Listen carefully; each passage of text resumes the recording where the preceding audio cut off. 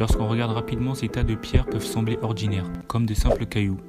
Mais en réalité, ils ont une importance capitale pour les trains et les voies ferrées. Peu importe les pays où vous voyagez, vous remarquerez que la forme et la texture de ces pierres sont presque toujours les mêmes partout dans le monde. Alors pourquoi cette uniformité? Ces pierres qui se trouvent sous, entre et autour des voies ferrées sont collectivement appelées ballasts. Elles jouent un rôle essentiel dans le maintien de la stabilité et de la sécurité du système ferroviaire. Le ballast remplit plusieurs fonctions clés qui assurent le bon fonctionnement des trains. De 1, tout d'abord, les pierres du ballast ont une forme et une texture spécifiques. Leurs surfaces ne sont pas lisses. Si l'on utilisait des rochers circulaires ou lisses, elles glisseraient l'une sur l'autre. 2.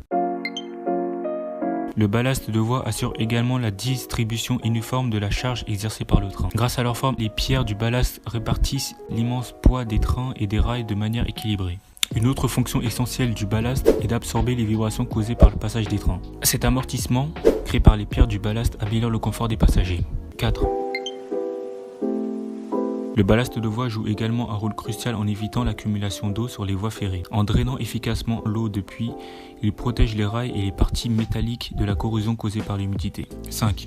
Enfin, le ballast de voie prévient la croissance indésirable de la végétation le long des voies ferrées. En gardant les pierres du ballast bien tassées, on empêche les plantes et les mauvaises herbes de compromettre la structure et la solidité des voies. Voilà pourquoi ces tas de pierres en apparence anodines jouent un rôle si vital dans l'industrie ferroviaire.